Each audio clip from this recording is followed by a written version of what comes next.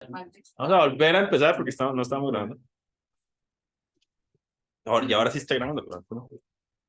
Entonces, el día de hoy vamos a revisar manejo de la epilepsia en el anciano y epilepsia mioclónica juvenil con el doctor Rafael Matamoros, residente de último año, a 2 meses de terminar, con amplia experiencia también en la docencia universitaria.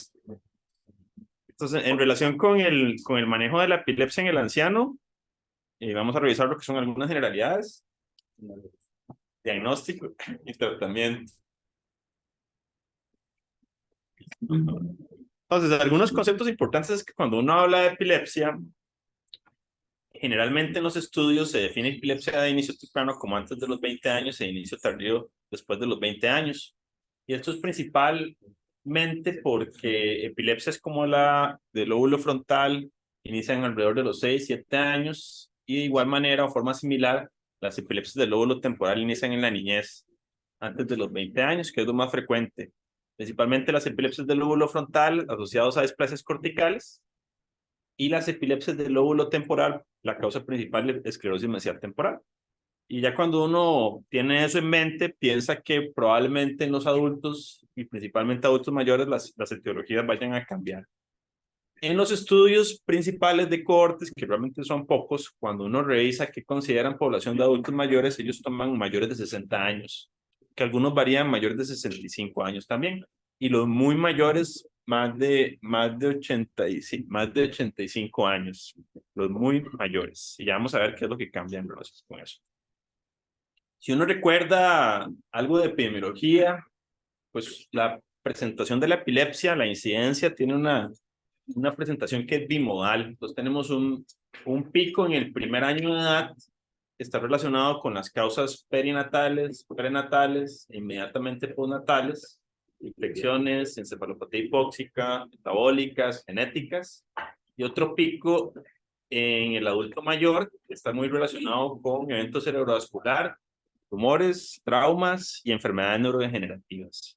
Entonces, claramente, como se ve en la gráfica, a ver, la incidencia sí es muchísimo mayor después de los 60 años. Entonces, la población que más epilepsia va a desarrollar. Y ahorita vamos a revisar esos datos. Y si uno ve la prevalencia y la incidencia después de los 60 años, vean que de 60 años a 80 años casi que se duplica o más. ¿Ok? Y si uno lo compara con la población general, pues obviamente es más del doble de la incidencia de epilepsia en la población general. El igual que la prevalencia en los adultos mayores, llega a ser inclusive en algunos estudios del 1.5% en comparación con la población general, que es de 0.5 a 1%. Entonces, basado en lo que ha evolucionado, vamos a ver, la longevidad del ser humano y que hoy en día todos vivimos más y que la pirámide poblacional ya no es una pirámide, sino que es un rectángulo, pues cada día vamos a ver más pacientes adultos mayores con epilepsia. Entonces hay que saber ciertos conceptos básicos. Entonces, si uno tiene la idea de que la incidencia ya per se va a ser mayor en este grupo de pacientes, pues es de esperar que las crisis epilépticas de nuevo van a ser mucho mayor en este grupo de pacientes. Entonces, el 25 a 50% de los pacientes que presentan una crisis epiléptica de nuevo tienen más de 65 años. Entonces, no va a ser infrecuente que en los servicios de urgencias, en una consulta general, la gran mayoría de pacientes que como neurólogos de adultos uno vea, van a ser adultos mayores. Rafa, ok, entonces eso es algo muy importante. La gran mayoría van a ser adultos mayores y qué va a cambiar en el manejo de estos pacientes.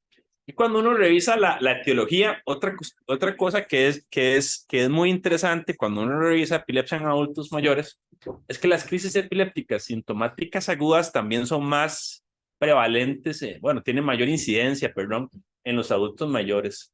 Entonces, si uno compara los adultos jóvenes con adultos mayores, tienen una mayor prevalencia los adultos mayores en comparación con adultos jóvenes. Y eso sería lo que uno pensaría que ese cerebro es más lábil, ¿verdad? Por la atrofia, en enfermedades neurodegenerativas, en enfermedad cerebrovascular, entre otros detalles, aparte de la comorbilidad, las comorbilidades que tengan estos pacientes.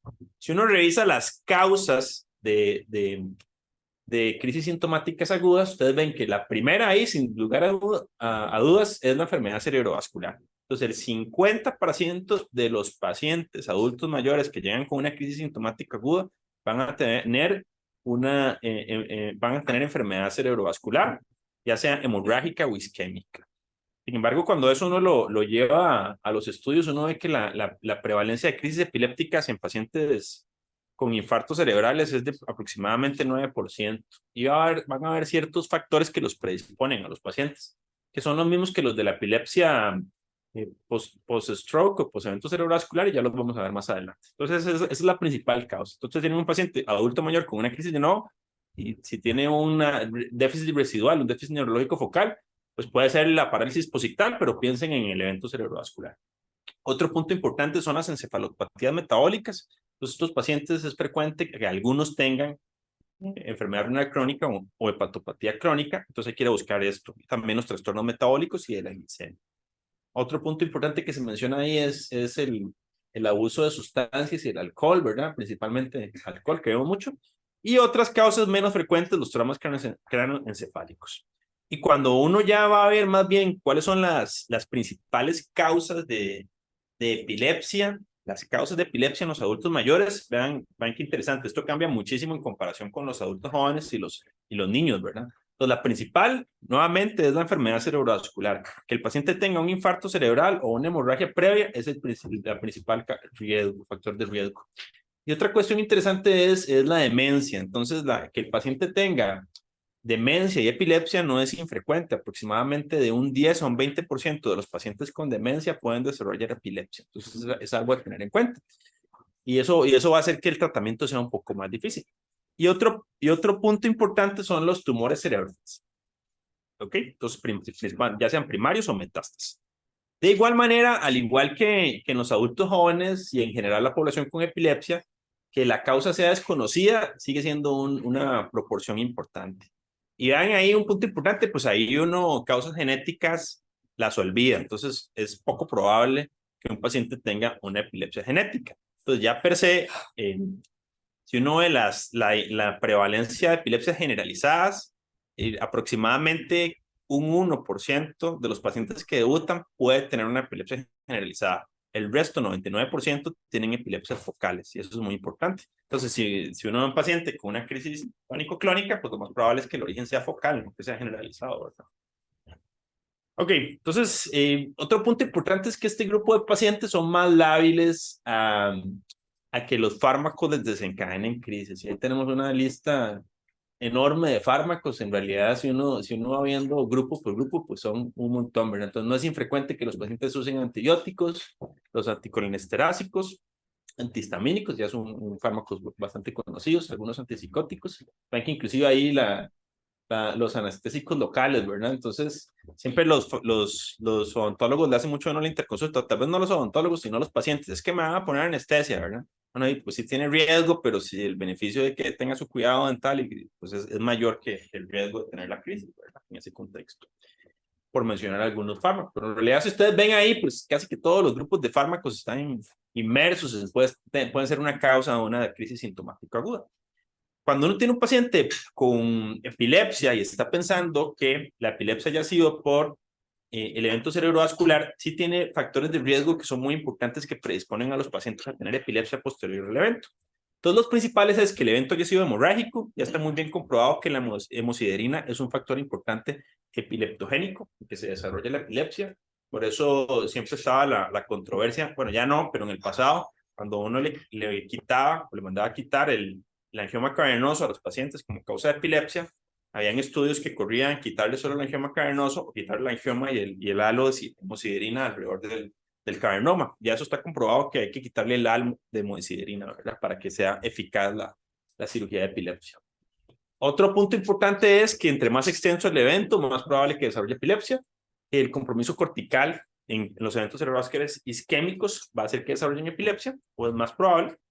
Recordemos que la epilepsia es una enfermedad cortical. Y en el caso de las crisis sintomáticas agudas, sí se ha observado que los pacientes con hiperglicemia son más propensos a tener crisis sintomáticas agudas.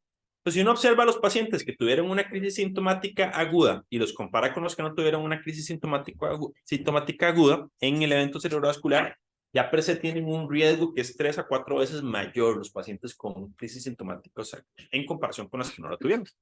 Entonces, aproximadamente, pues puede ser de un 10 a un 20% de los pacientes que desarrollan epilepsia, en general, ¿verdad?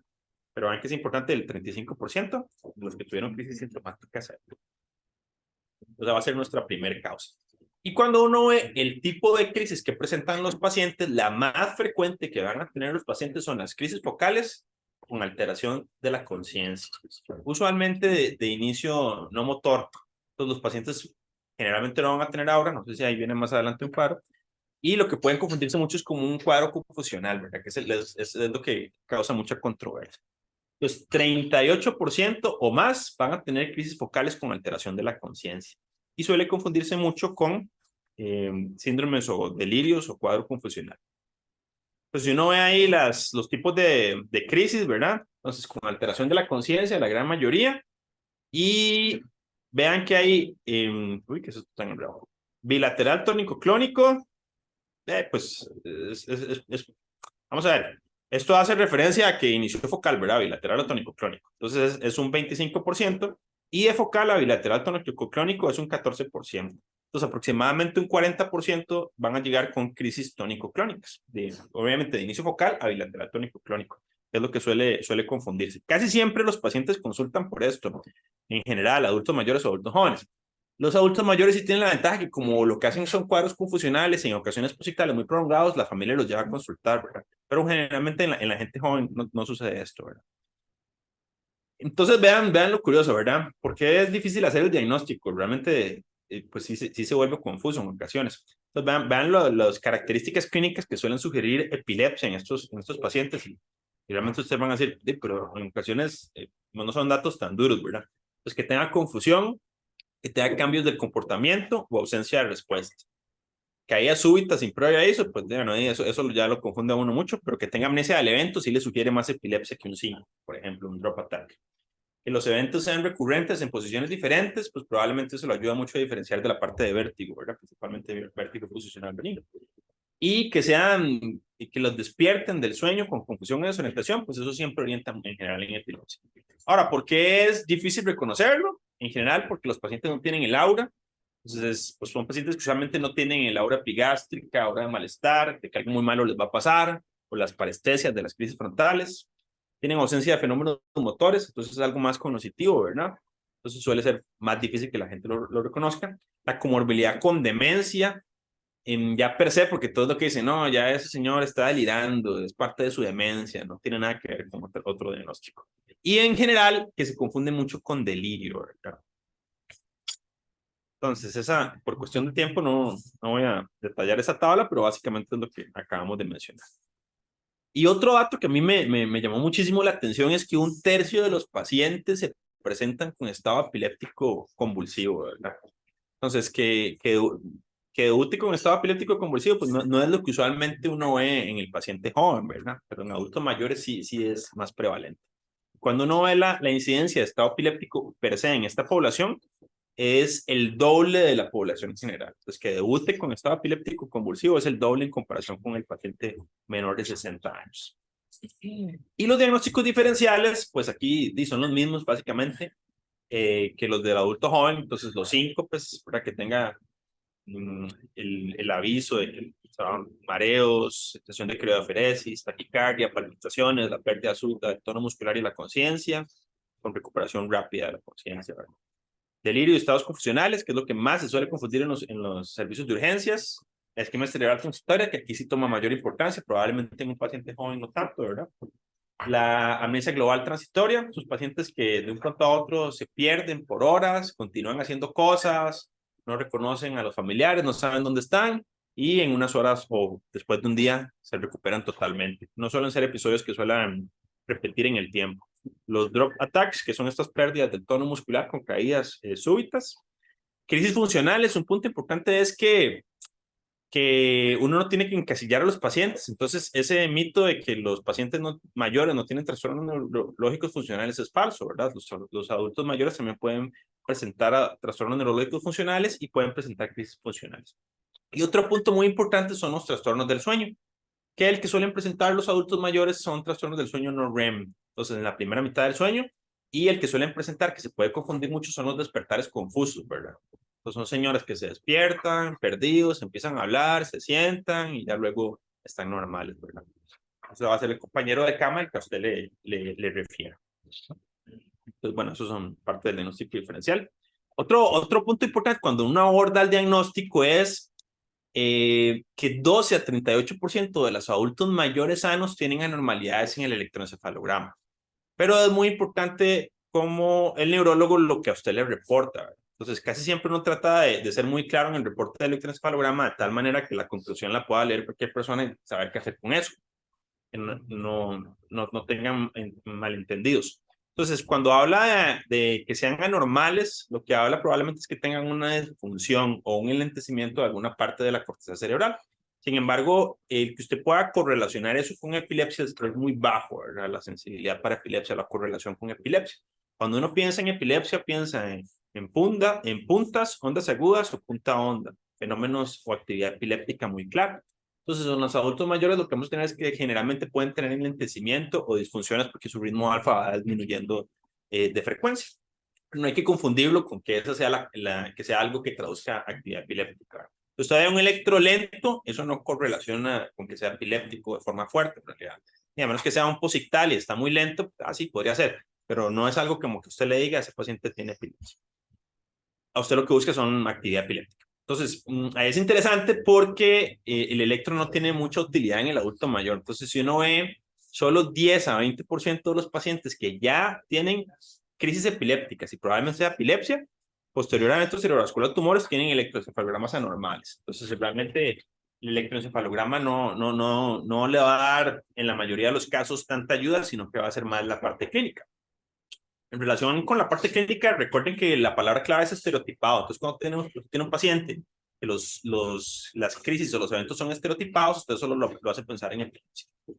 Y otro punto importante es que los neuroimágenes en este grupo poblacional sí van a ser súper importantes. Entonces, a diferencia de los jóvenes, que tenemos una gran mayoría de pacientes, bueno, un gran porcentaje, no una gran mayoría de pacientes que tienen neuroimágenes normales, en este grupo de pacientes, en este estudio, el de los veteranos de adultos mayores, encontraron que solo 18% de los pacientes adultos mayores con epilepsia o con crisis epilépticas tenían TACs normales. Y ellos hacían énfasis en TAC, ¿verdad? O sea, ya per se el TAC, que en general en epilepsia casi que uno descarta el TAC de primera entrada, a menos que esté pensando en algo muy claro.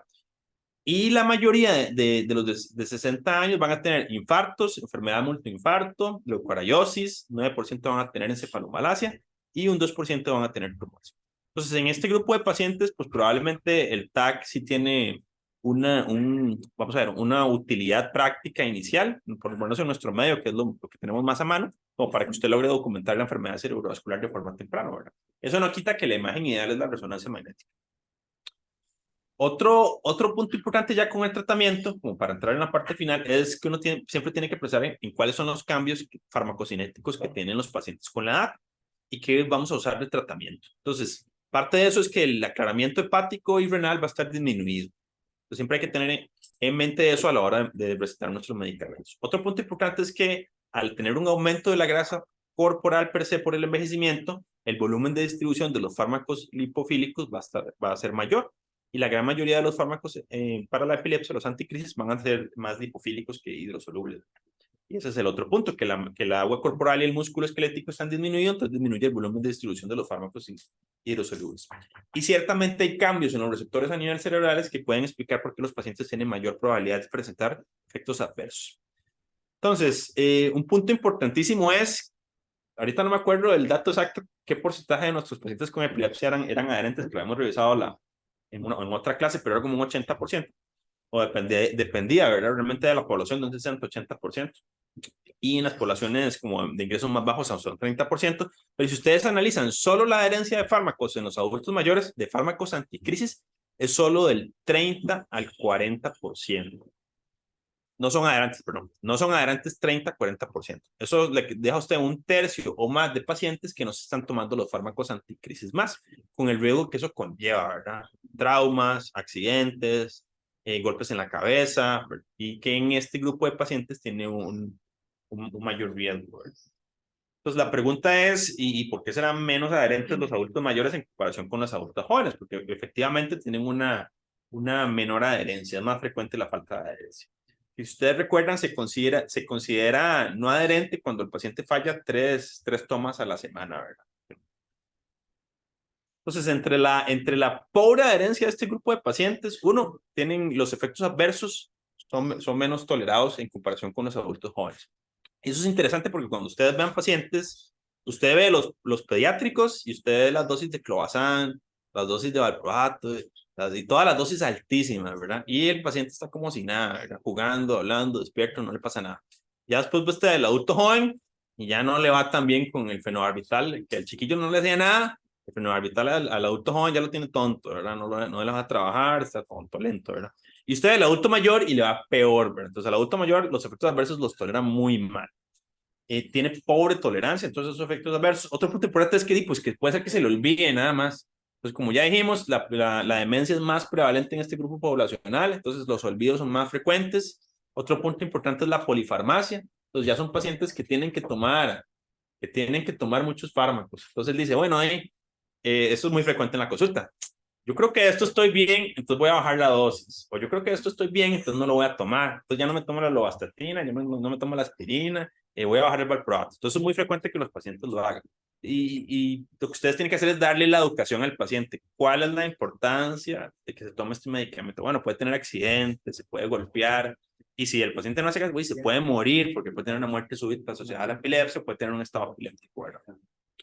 Que no es tan frecuente, pero bueno, usted lo tiene que recordar.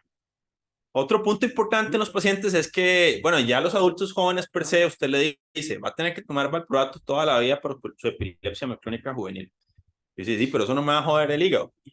Y pues ya los adultos mayores per se dicen, y yo tomo como 10 medicamentos y alguno de esos no me va a joder el hígado, el riñón. Entonces tienen miedo a la nefro y hepatotoxicidad. Entonces tiene que explicarle que usted le va a pedir un examen de laboratorio anual con el cual va a vigilar que el paciente no tenga esos efectos adversos. Y otro punto importante a recalcar es la dosificación y la adherencia. Siempre entre menos dosis mejor. Entonces ya se sabe, una vez al día, casi 90% de adherencia. 4 veces al día, 39% de adherencia.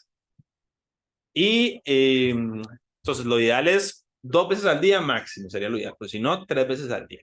Entonces en realidad no tiene mayor eficacia, no hay mayor eficacia en que usted dé más dosis al día, eso no tiene ninguna justificación. Entonces el medicamento que se puede dar una vez al día, délo una vez al día, y el que se puede, y si no, délo 2 o 3 veces al día. Y otro punto importante es en la parte de la polifarmacia, es el precio. Entonces, el paciente que tiene que comprar fármacos, y usted le dice, ahora tiene que comprar la Keppra. Y digo, pucha, ¿y la Keppra cuántos son? Y como 150,000 colones más al mes. Y dice, no. Entonces me va a comprar la mitad de la Keppra porque sale muy cara. Entonces, usted tiene que tomar en cuenta el precio del medicamento. Ahora todos los medicamentos son muy caros, ¿verdad? Y usted ve la Keppra, ve la competencia y lo que baja son como 1,000 colones. Entonces, pues, no ayuda mucho. Entonces, a la hora de seleccionar los fármacos anticrisis ideal, a mí me da risa porque dice que no tenga interacciones, que no se excrete casi por el riñón, que no induzca el metabolismo ni inhiba el metabolismo, que se tome una vez al día y que lo tolere bien el adulto mayor. Si bien ese medicamento no existe, ¿verdad? Todos más o menos, pues algo tienen, ¿verdad? Entonces, en realidad es bastante difícil, pero vamos a ver qué dice la ciencia, qué dicen los estudios. Entonces, básicamente,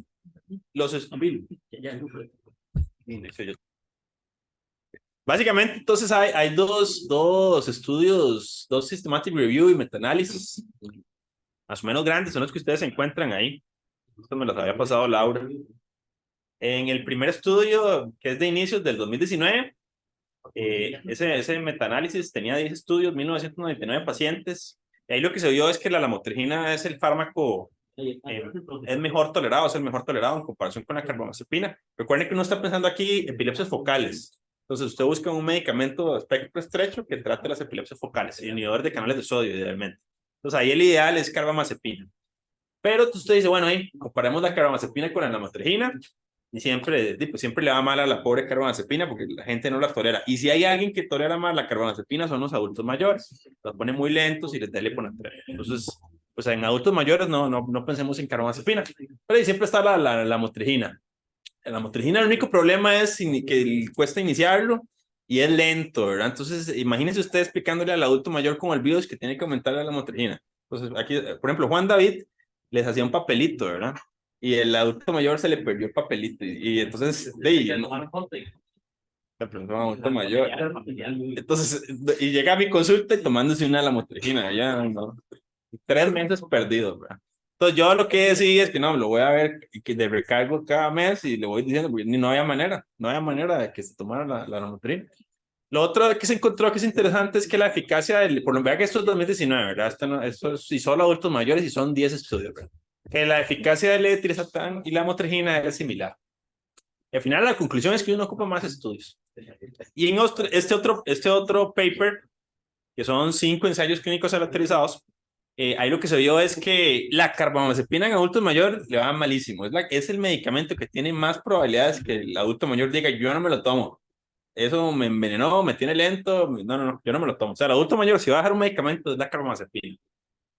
Y en comparación con la motrigina, levetiracetam y valproato.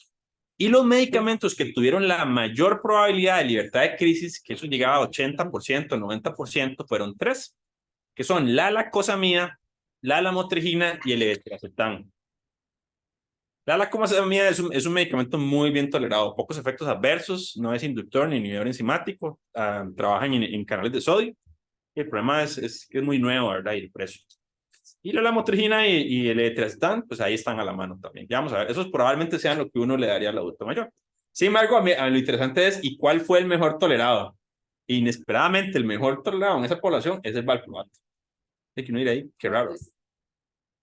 ¿Ya? Y el más barato. Siempre confiable valproato. Entonces, vean, esta pues ya la puse porque me causó mucha gracia, porque dice, pucha, ¿cómo aumentan nuestros fármacos?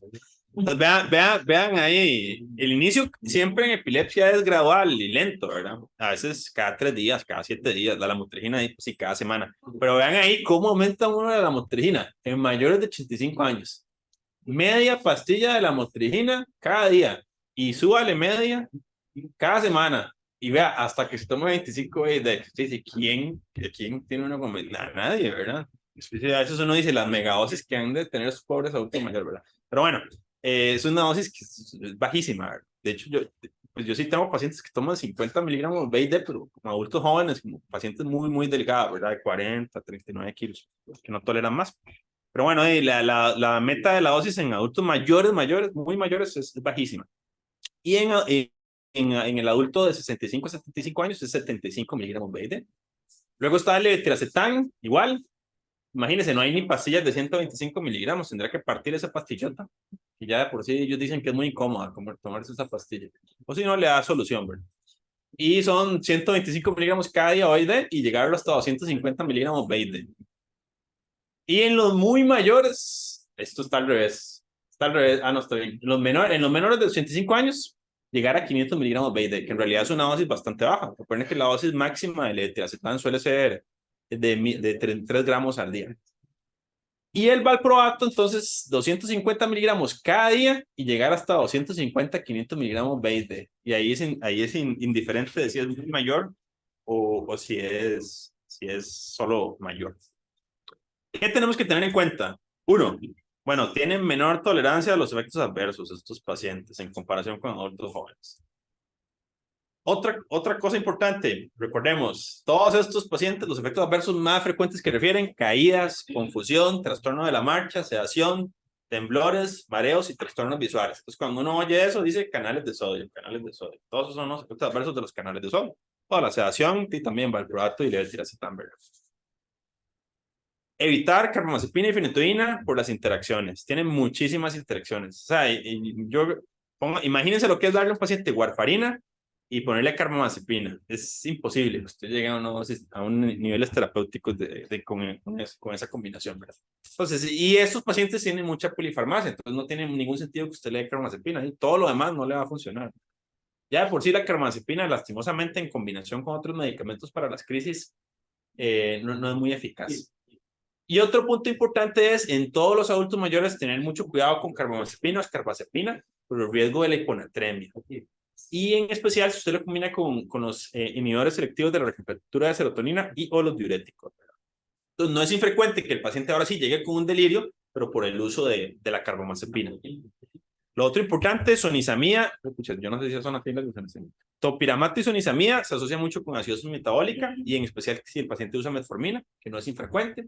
Recuerden, la metformina también buscar el déficit de vitamina B12 y las neuropatías. Y lo otro, recordar que el levetiracetam hay que ajustarlo por el aclaramiento endógeno de creatinina.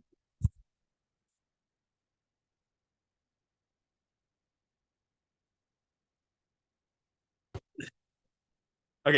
Y lo otro importante es que esto, uno generalmente inhibidor de sodio, gabapentina, pregabalina, piensa mucho en que exceso de mioclonías, pero en los pacientes con demencia, obviamente si es un Creutzfeldt-Jakob, específicamente pues lo aumenta más, pero en demencia inclusive Alzheimer, la gabapentina y la carbazepina pueden desencadenar mioclonías, ¿verdad? Entonces si ustedes tienen un paciente con demencia, le dan gabapentina, tiene ahora mioclonías, y pues, será un Creutzfeldt-Jakob y al rato era solo la gabapentina, ¿verdad?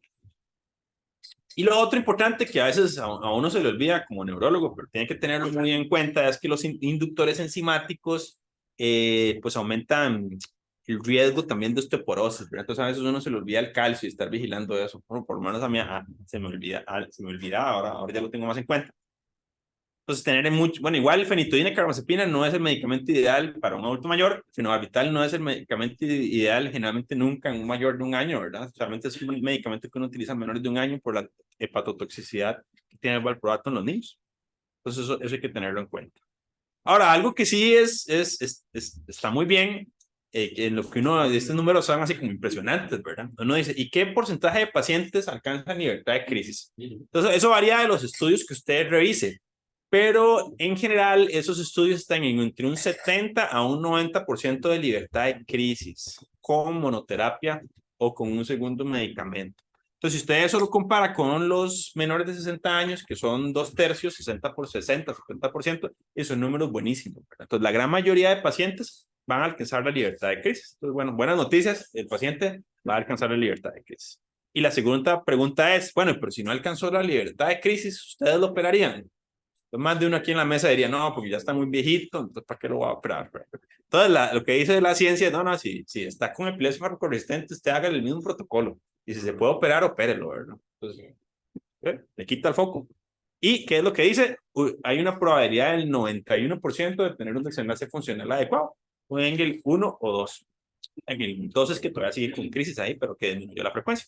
Y en un 50% de los pacientes van a tener un Engel 1A, ¿verdad? Que es ausencia total de crisis, ¿verdad? Y que inclusive puede llegar a no tomar fármacos anticrisis. Entonces ahí el mensaje es, si hay que operarlo, se opera, ¿verdad? La edad no es un criterio de exclusión para la cirugía de epilepsia. Ya si es un adulto mayor con antecedente de cardiopatia isquémica y tiene una insuficiencia cardíaca y tiene un montón de vainas ahí, dice, puede ser que fallezca durante la serie, pues ahí sí usted, riesgo-beneficio, pues no lo opera, pero si no, pues sí lo opera, ¿verdad?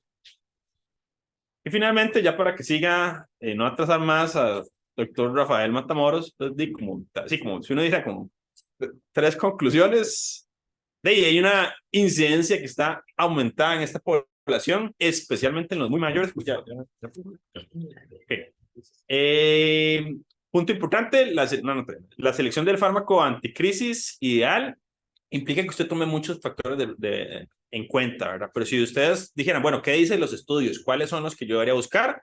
Son la motrigina, levetiracetam, probablemente como una primera línea, porque son los que tienen más evidencia en epilepsias focales. Una segunda línea por ahí, o de acuerdo con lo que usted tenga, valproato. Y probablemente, pues si tiene la disponibilidad, pues use la lacosamida, ¿verdad? Es un medicamento muy bien tolerado, con pocas interacciones. Pero probablemente lo que yo personalmente uso más es la lamotrigina, ¿verdad? Igual que en adultos jóvenes. Ahí también hay que tomar en cuenta, el problema con la lamotrigina es que se inicia muy lento, ¿verdad? Entonces, si usted tiene y usar una dosis de carga y aumentar la dosis rápido, pues la lamotrigina no es una opción, ¿verdad? Y usted usa lo que tenga. Si ocupo parar el estado epiléptico y solo tengo fenobarbital, le doy fenobarbital. Casi siempre lo que tenemos es fenitoína, entonces todo es fenitoína, ¿verdad? Y ya está comprobado que sirve para todos los tipos de estado epiléptico, ¿verdad? Pero entonces tomar eso en cuenta. Entonces, si yo tuviera que, así como ¿cuáles son los finalistas? La motrigina, el acetam, valproato y la cosamida. Esos son. Y probablemente los que tienen más evidencia en este momento, la motrigina y el levetiracetam. Ahí lo que habría que ver, que les dejo de tarea a los residentes, no lo reviso yo, es ver en el SANAT que si los brazos ellos compararon por subpoblaciones, a ver cómo les fue a los adultos mayores, porque eso es un poco más reciente que estos estudios, ¿verdad? En el SANAT, que es en el SANAT, ¿verdad? Ok, finalmente, aquí hay que ser muy insistente en que a estos pacientes les va muy bien si se toman el medicamento, ¿verdad? El 90%, 80%, usted le dice el número siempre alto al paciente, 90%. Tiene una probabilidad, el 90% está libre de crisis, eso es altísimo. Porque los pacientes tienen muy mala adherencia, entonces tiene que educarlo bien, ¿verdad? Y tenerle paciencia al adulto mayor, ¿verdad? Que usted le explica, le hace la hojita, le explica a la familia, a veces le toma la foto en el celular, la manda al grupo de WhatsApp de la familia para que todo sepa. O sea, hay que tener mucha paciencia, ¿verdad? Entonces, bueno, eso era lo que les traía. Siempre recordar, afiliarse ahí, ahí están todas las clases previas, ¿verdad? Los que no las han visto. Y yo no sé por qué se me han estos.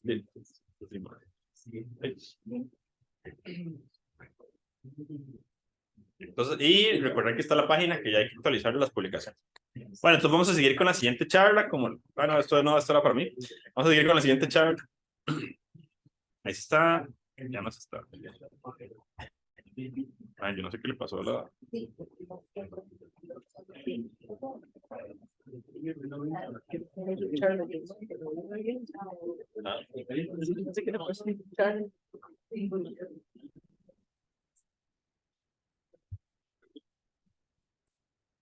No, suelta más de poner en nivel. De poner en nivel.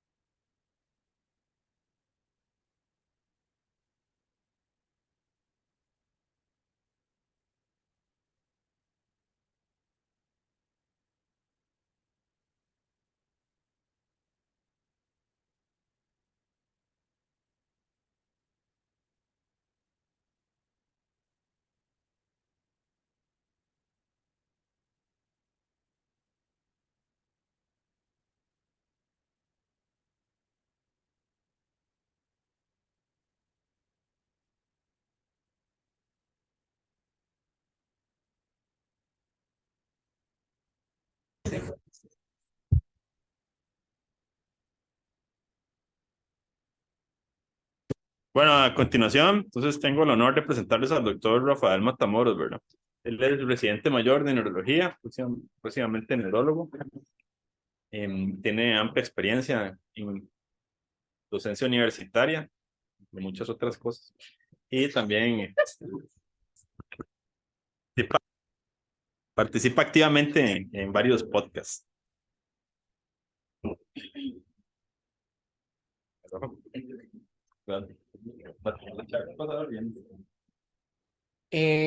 Bueno, primero que todo, muchas gracias a las personas que están conectadas, gracias a las personas que están aquí presentes y muchas gracias también al doctor Chan por tan excelente presentación que nos dio. El tema que yo les voy a hablar un poquito es sobre epilepsia mioclónica juvenil, pero un tema de suma importancia porque es, como mencionaba el doctor Chan, uno de los principales tipos de síndromes epilépticos que vamos a encontrar, sobre todo en el adulto joven. Básicamente va a representar uno de los principales subsíndromes de las epilepsias idiopáticas generalizadas. En muchas ocasiones puede llegar a ser como un continuum, ¿verdad? De lo que son la epilepsia de tipo ausencia en la niñez, ¿verdad? O la epilepsia de tipo ausencia en la juventud. Clínico que puede llegar a presentar, pueden llegar a presentar estos pacientes, ¿verdad? Se incluyen dentro de su semiología lo que son las ausencias, las mioclonías y las crisis tónico-clónico generalizadas, que en muchas ocasiones, ¿verdad? Van a ser las primeras consultas con un neurólogo. Si nos ponemos a ver en este cuadro, ¿verdad? Nos vemos ahí sobrepuesto algunas, ¿verdad? Dentro de esos círculos, que la epilepsia clínica juvenil, ¿verdad? Está en contacto con los otros círculos de las epilepsias de ausencia, ¿verdad? Tanto de la niñez y la adolescencia, justamente por un porcentaje, que ahorita vamos a ver más adelante, que pueden llegar a presentar crisis de tipo ausencia.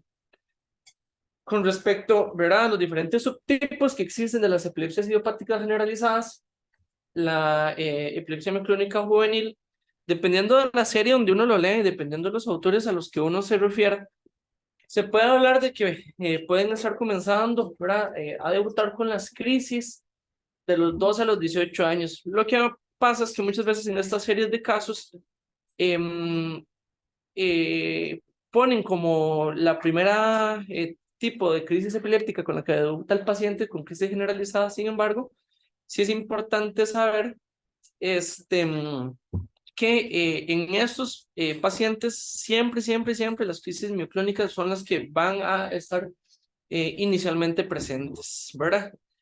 Algunas particularidades propias del electroencefalograma, como vamos a ver más adelante, es totalmente esperable encontrar trazos normales, un ritmo de base normal en estos pacientes, y algunos elementos como la presencia de polipuntas ondas o puntas ondas generalizadas dentro de 4 a 6 Hz, que usualmente son más frecuentes durante el sueño, ¿verdad? Que nos habla un poco de este espectro epiléptico, ¿verdad? Sí, a diferencia de de los otros subtipos de las epilepsias idiopáticas generalizadas, es la fotosensibilidad, ¿verdad? Donde se dice que hasta un 20% de los pacientes pueden llegar a tener fotoparoxismos inducidos por los estímulos fóticos durante el electroencefalograma. Em,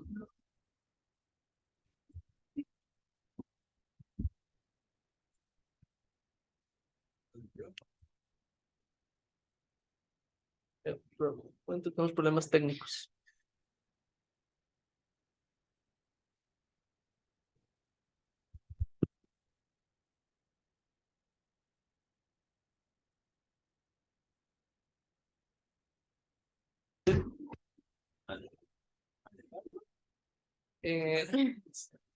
Siempre es importante, ¿verdad?, de hablar un poco de la historia de la neurología para saber de dónde es que viene todo esto. Y se sabe que Theodore Herpin fue un neurólogo francés en donde inicialmente describió a ese tipo de pacientes ya por el año 1867, curiosamente el año en que falleció, y él lo describía como impulsos, conmociones, ¿verdad?, que sacuden al cuerpo de una forma completa como una descarga eléctrica.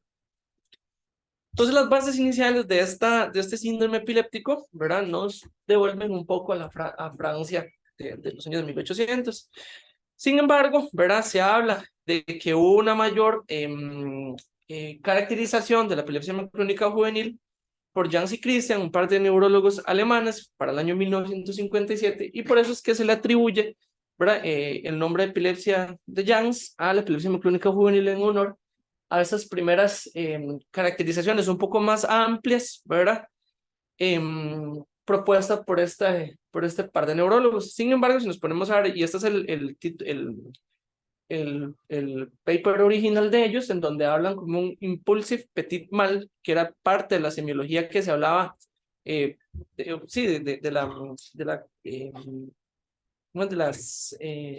cómo se categorizaba previamente a las epilepsias, y ellos hacen referencia, ¿verdad?, a Herpin, en donde habla de esas impulsiones o esas conmociones epilépticas.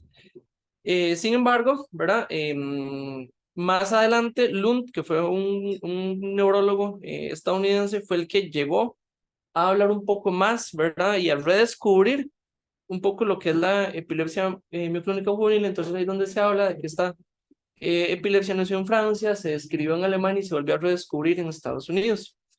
Si nos ponemos a ver desde el punto de vista epidemiológico, ¿verdad?, como lo da el doctor Chang, ¿verdad?, y vemos en los cuadros iniciales, es la forma más frecuente del espectro de la epilepsia idiopática generalizada. También, dependiendo de donde uno lo lea, se puede llegar a encontrar de que de todos los pacientes epilépticos que vamos a llegar a tener nosotros en nuestra consulta, ellos van a llegar a representar de un 5 a un 10% de los pacientes. Entonces es un grupo bastante importante. También dependiendo del grupo de autores a los que uno se base, puede encontrar uno que haya una mayor predilección por el género femenino más que el masculino. Sin embargo, ¿verdad?, esto también varía de edades de los pacientes. Basándonos, ¿verdad?, tal vez como en los estudios un poco más grandes y un poco más contemporáneos, y podemos hablar de que al menos vamos a encontrar bastante similitud entre el género femenino y el género masculino. Sí se sabe que la gran mayoría de pacientes, ¿verdad? No van a tener ningún tipo de historia neurológica preexistente. Son personas que han tenido tal vez un neurodesarrollo completamente normal durante su niñez, ¿verdad? Sin embargo, también dentro de este espectro, de este continuum de estos síndromes epilépticos, algunos pacientes pueden evolucionar desde una epilepsia de ausencia de la niñez. De la parte de los inicios, usualmente, ¿verdad? Como veamos en el cuadro del principio, la gran mayoría de los pacientes van a tener su primera crisis entre los 12 y los 18 años. Pero ¿qué es lo que sucede? Que muchas veces el motivo de referencia, ¿verdad? A un centro especializado o a un primer contacto con un neurólogo va a ser por el primer fenómeno tónico clónico generalizado. Sin embargo, cuando uno ya se pone como a registrar al paciente, nos vamos a dar cuenta que los fenómenos mioclónicos, ¿verdad? Van a haber empezado mucho más temprano en los pacientes. Uno de los mayores retos que existe siempre en esta patología es establecer el diagnóstico como tal, porque se habla de que uno puede durar hasta 8 años, de 6 a 8 años en establecer el diagnóstico. ¿Por qué? Porque simplemente la siguen evolucionando, ¿verdad?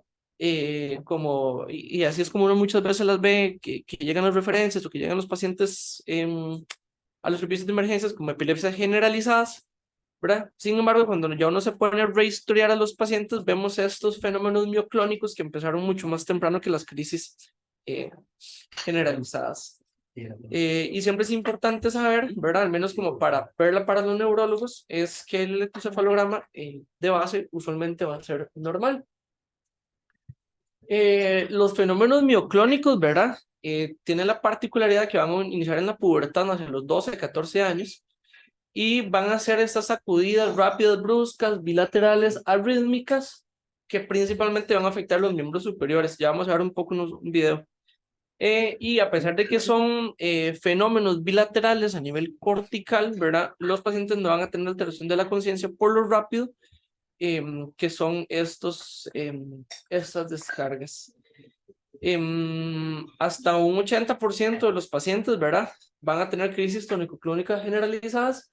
Sin embargo, en menor cantidad, como un 30-40% de los pacientes también pueden llegar a tener fenómenos de ausencia. Particularmente estos fenómenos mioclónicos, ¿verdad? Que es como el hallmark de estos pacientes, tienen la particularidad de que son usualmente por la mañana o cuando los pacientes se despiertan después de una siesta. Y dentro de los factores desencadenantes o que precipitan estos fenómenos motores, usualmente son la privación del sueño, el abuso del alcohol, ¿verdad? Y en ocasiones en las mujeres el inicio del periodo menstrual, pero principalmente un mal dormir o el exceso de alcohol va a precipitarlos.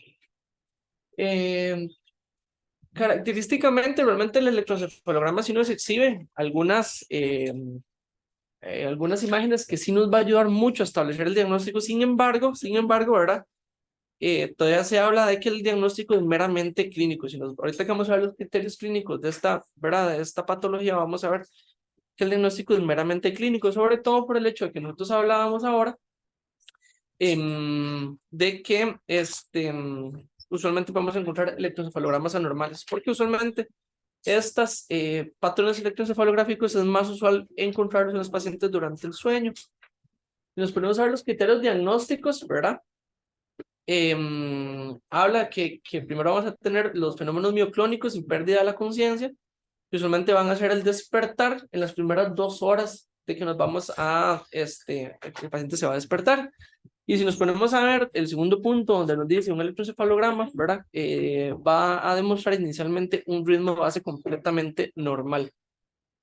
A veces, ¿verdad? Por el trajín de la consulta externa, por los tiempos, ¿verdad? Donde no se puede hacer electros tan prolongados, en 20 minutos de registro vamos a encontrar un ritmo completamente normal y no vamos a lograr que el paciente entre en una fase N1 al menos de sueño para poder ver esas descargas que usualmente son más frecuentes durante el sueño. Usualmente, como les decía, el neurodesarrollo de los pacientes es completamente normal, los pacientes tienen un desarrollo cognitivo completamente normal, y al menos, ¿verdad? Este cuadro de los criterios diagnósticos nos habla que puede ser un diagnóstico entre los 10 a los 25 años, ¿verdad? Dentro de los fenotipos, en la parte de abajo que hablamos de la epilepsia mioclónica juvenil, hablamos un poco más de lo que hemos estado hablando, ¿verdad?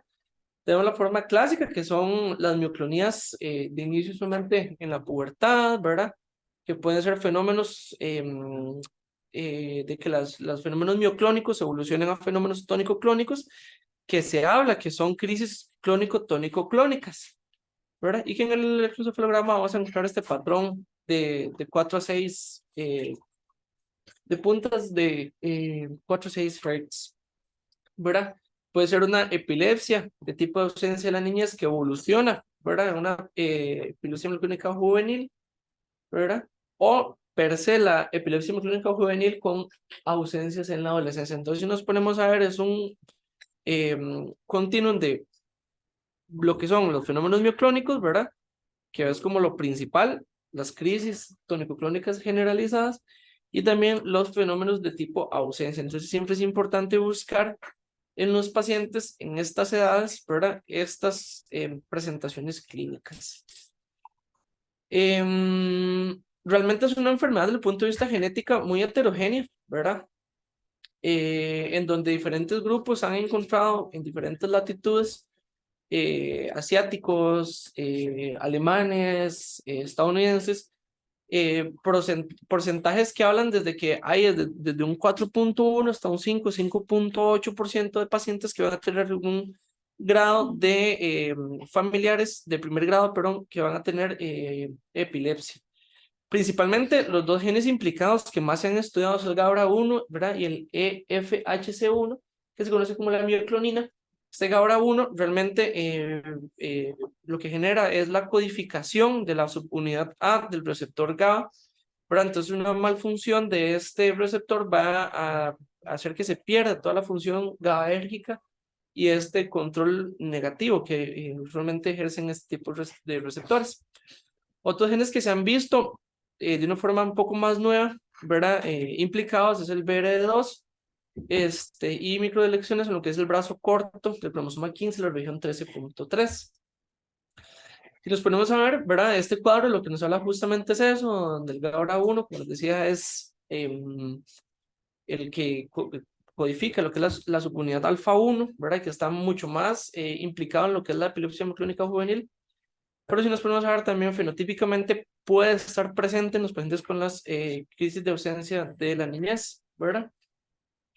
Realmente esta tipificación genómica sí se puede hacer, ¿verdad? Nada más que se puede hacer de forma privada, al menos en nuestra seguridad. Eso era como para ejemplificarles la subunidad alfa. Este fenómeno clínico es justamente lo que son las sacudidas mioclónicas, ¿verdad? Que nos podemos ver, son movimientos bruscos, ¿verdad? Usualmente de miembros superiores, son bilaterales, ¿verdad? Usualmente los pacientes, por protección, le tapan la carita, pero el niño no pierde en ningún momento la conciencia, ¿verdad? Pero usualmente así es como se presentan. Es muy, muy raro, ¿verdad? Que estas mioclonías, a pesar de que son tan seguidas o que son en trenes, es muy, muy raro que avancen a estatus mioclónicos en estos pacientes. Eso siempre nos tiene que hacer sospechar, ¿verdad? Alguna otra patología con un mayor componente genético, ¿verdad? O que pueda haber algún componente estructural a nivel del sistema nervioso central. Como les decía, dentro de la parte de los fenómenos clínicos y las crisis generalizadas realmente están muy presentes, ¿verdad? Dependiendo también de donde uno lo lea. Puede ser desde un 80 a un 95%, ¿verdad? De los pacientes y usualmente representan las principales consultas por las cuales las refieren a los a neurología. Como les decía, entre un 20 y 30%, ¿verdad? De los pacientes pueden llegar a tener crisis de ausencias, ¿verdad? Donde usualmente son estos periodos cortos de desconexión, que usualmente van a ofrecer un patrón electroencefalográfico característico, donde el paciente una vez, cuando nos ponemos a ver, ella hace ese fenómeno de desconexión y ya luego vuelve a hacer lo que estaba haciendo previamente, que era estar haciendo una conversación con los pacientes, con los familiares, puede en algunas ocasiones acompañarse de automatismos que usualmente pueden ser de la mano, que pueden ser oromandibulares. Entonces, también es importante preguntar de estos fenómenos de ausencia en los adolescentes. Como les decía, solamente el electroencefalograma lo que evidencia es este patrón de polipuntas y puntas ondas generalizadas de 3, 4 a 6 Hz con la característica clínica que van a tener esa fotosensibilidad que va a generar, ¿verdad? Fotoparoxismos. Y nos podemos ver, ¿verdad? Es el electroencefalograma, vamos a ver lo que es esta actividad de punta onda, ¿verdad? Y polipunta onda, que es como lo que a nosotros nos hace sospechar, ¿verdad? Esta epilepsia ya desde el punto de vista electroencefalográfico. Esta que está acá es un continuum, la imagen que sigue es un continuum justamente que por suerte se logró captar, ¿verdad? De electroencefalograma a la derecha, en donde se ve cómo evoluciona, ¿verdad? La actividad de punta onda, ¿verdad? A la actividad polipuntas, que ya hace que el paciente presente el fenómeno tónico generalizado. Esta otra imagen también es como para evidenciar esas, ¿verdad? Esas descargas de punta onda que usualmente nos ponemos a ver que el ritmo de electroencefalografía de base es un ritmo completamente normal, ¿verdad? En estos pacientes. Y ese justamente es el que me gusta porque aquí lo que demuestra son los fotoparoxismos del paciente. Ahí esto de aquí arriba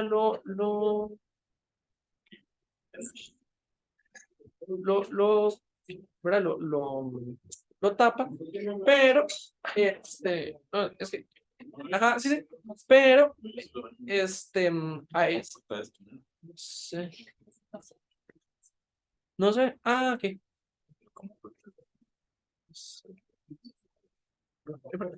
Dice, dale que no sé. Ahí antes de que se den las descargas, ¿verdad? En este paciente es donde ¿verdad? Se dan la estimulación fótica del paciente.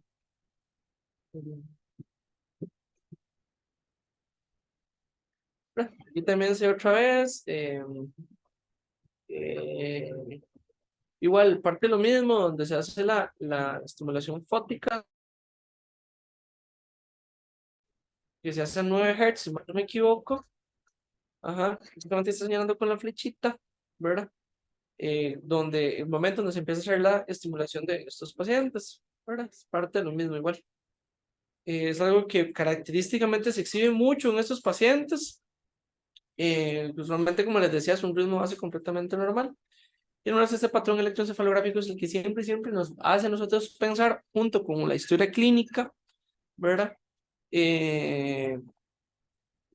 Sospechar esta patología. Usualmente con respecto a las neuroimágenes, ¿verdad? Se tiene la particularidad que son usualmente normales, como les decía el doctor Chang, uno usualmente la tomografía, ¿verdad? En epilepsia usualmente está muy dejada de lado. Sin embargo, en un paciente que nosotros, ¿verdad? Tenemos la historia clínica y un electroencefalograma, ¿verdad? Que pues está reportado normal o que nos da este patrón característico.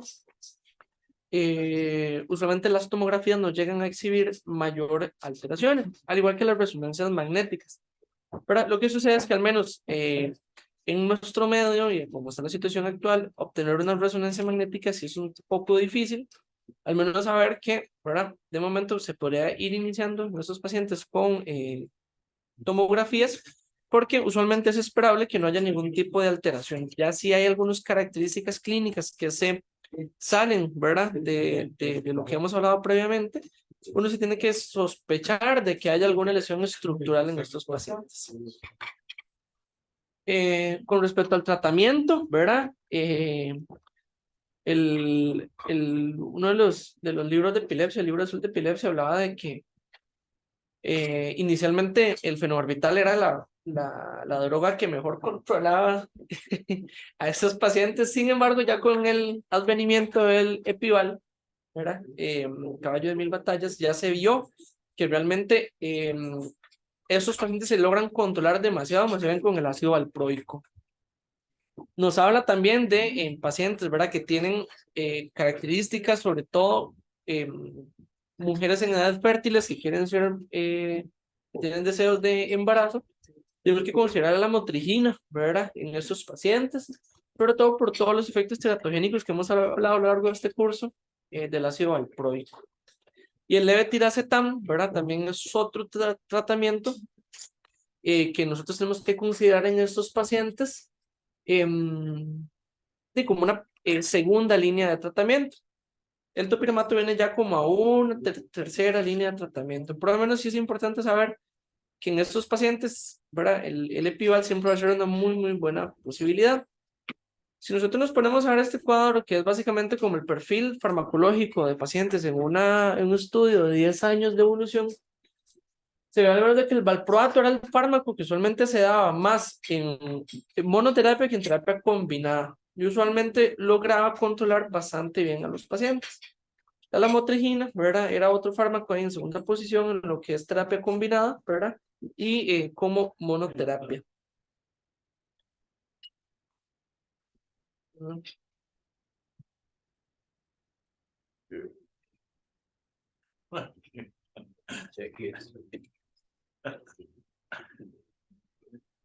Y sí es muy importante saber, ¿verdad? Y eso sí es muy enfático en todos los fenómenos mioclónicos de los pacientes, y sobre todo cuando esta parte clínica es la que prepondera, siempre hay que evitar lo que son los fármacos bloqueadores de canales de sodio porque pueden empeorar el curso clínico de estos pacientes. Entonces, lo que es la carbamazepina, la carbazepina y la fenitoína son fármacos que sí o sí tenemos que evitarlos a toda costa, porque sí se ha visto, ¿verdad? En la gran mayoría de pacientes, cuando uno se los administra, van a empeorar su cuadro clínico.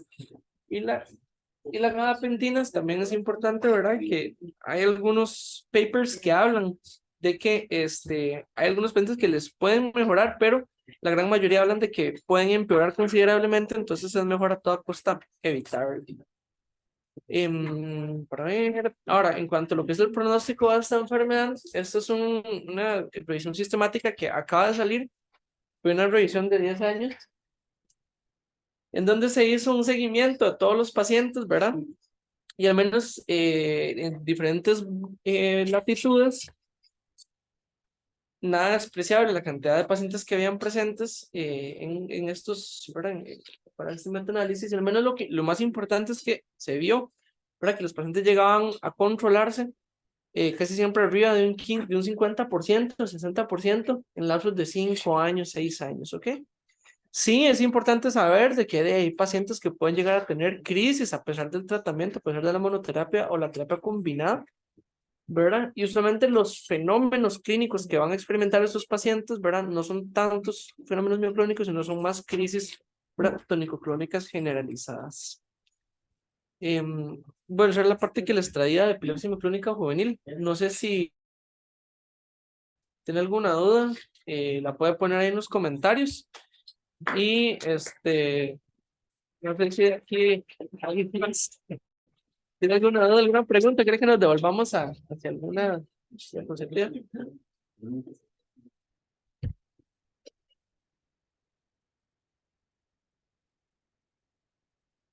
Bueno, si no hay preguntas en el chat, y tampoco aquí.